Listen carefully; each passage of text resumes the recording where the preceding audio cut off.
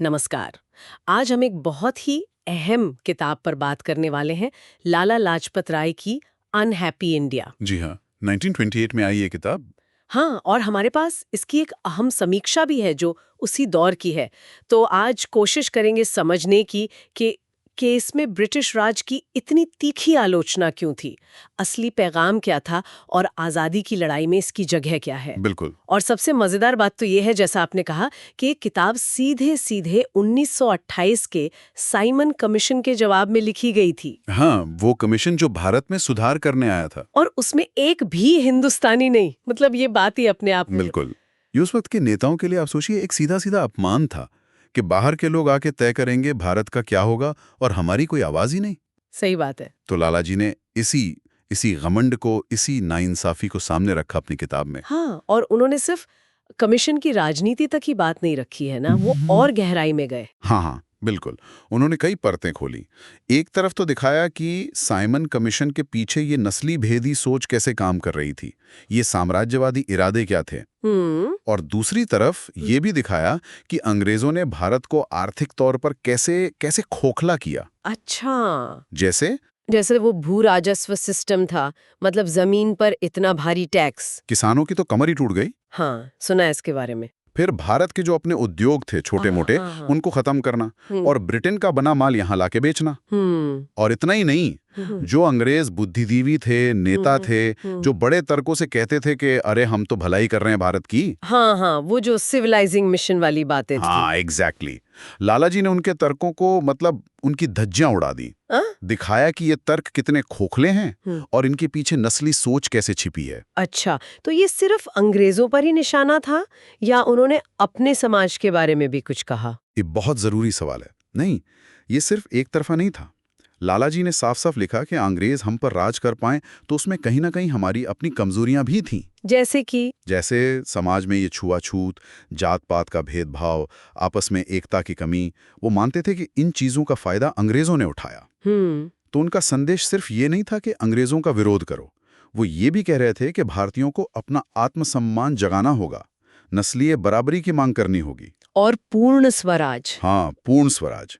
सिर्फ dominion status नहीं, मतलब अंग्रेजों के नीचे थोड़ी बहुत छूट नहीं, बल्कि पूरी आज़ादी।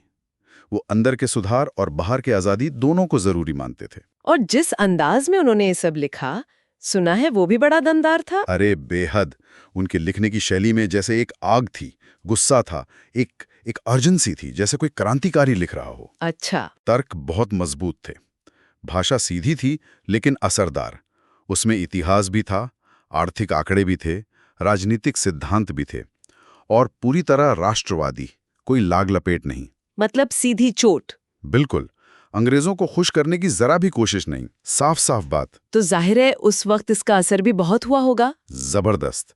किताब छपी और अंग्रेजी सरकार ने फौरन इस पर पाबंदी लगा दी। अरे, यही अपने आप में सबूत था कि किताब कितनी ताकतवर है। सही बात है। इसने राष्ट्रवादियों का हौसला बहुत बढ़ाया, खासकर उस वक्त जब देश सिर्फ सुधारों से आगे बढ़कर पूरी आजादी की तरफ देख रहा था। और जो सबसे दुखद बात है कि लाला लाजपत राय की मौत भी साइमन कमीशन का विरोध करते हुए जो लाठीचार्ज हुआ था, हाँ। उसी में लगी चोटों की वजह से हुई। तो इस वजह से ये किताब और भी ज्यादा, मतलब भावनात्मक हो गई, एक प्रतीक बन गई। ये तो बहुत मार्मिक बात है। तो हम ये कह सकते हैं कि किताब की असली ताकत उसका वो जोशीलापन और वो तर्क थे। लेकिन आज के हिसाब से देखें तो क्या इसमें कुछ कुछ कमियां भी नजर आती हैं? देखिए, ताकत तो बिल्कुल वही थी, वो जोशीला देशभक्ति वाला अंदाज और उपनिवेशवाद के जो तर्क थे उनको जिस तरह से उन्होंने काटा। इसने न सिर्फ अंग्रेजी राज पर सवाल खड़े किए बल्कि भारतीय समाज को भी एक तरह से आईना दिखाया। सही। हाँ, आज अगर कोई पढ़े तो हो सकता है कुछ राजनीतिक बातें थोड़ी दोहराव वाली लगे, और जाहिर है 1920 के दशक की भाषा है तो थोड़ी पुरानी लग सकती है। ये तो है। लेकिन इसका कोर मैसेज आज भी उतना ही मजबूत है। तो कुल मिलाकर हम ये कह सकते हैं कि अनहैप्पी इंडिया सिर्फ एक राजनीतिक किताब नहीं है, ये तो इज्जत, आजादी और इंसाफ का एक तरह से घोषणा पत्र है। बिल्कुल। लाला लाजपत राय की आवाज हमें याद दिलाती है कि गुलामी की कीमत क्या होती है और उसके खिलाफ खड़े होने का क्या मतलब है। सही कहा। भारतीय राष्ट्रवाद की जड़ें कहाँ हैं, ये समझने के लिए ये एक बहुत जरूरी दस्तावेज है। और ये आज भी प्रासंगिक है। ये दिखाती है कि साम्राज्यवाद ने देशों के साथ क्या किया, कैसे लूटा, कैसे अपमानित किया, और क्यों अपने आत्मसम्मान, अपनी एकता और आज़ादी के लिए लड़ना हमेशा ज़रूरी होता है। बिल्कुल सही कहा। तो यहाँ एक सवाल मन में आता है, बल्कि एक सोचने वाली बात है। हाँ, कि आज का जो दौर है, जहाँ सूचनाओं का, विचारों का इतना शोर है चारों तरफ, क्या ऐसे में लाला लाजपत राय की तरह वो साफ नजरिया, वो मजबूत इरादा और वो हिम्मत जिसके साथ व्यवस्था की खामियों पर सवाल उठाया जा सके, क्या वो आज पहले से भी ज्यादा जरूरी नहीं हो गया है?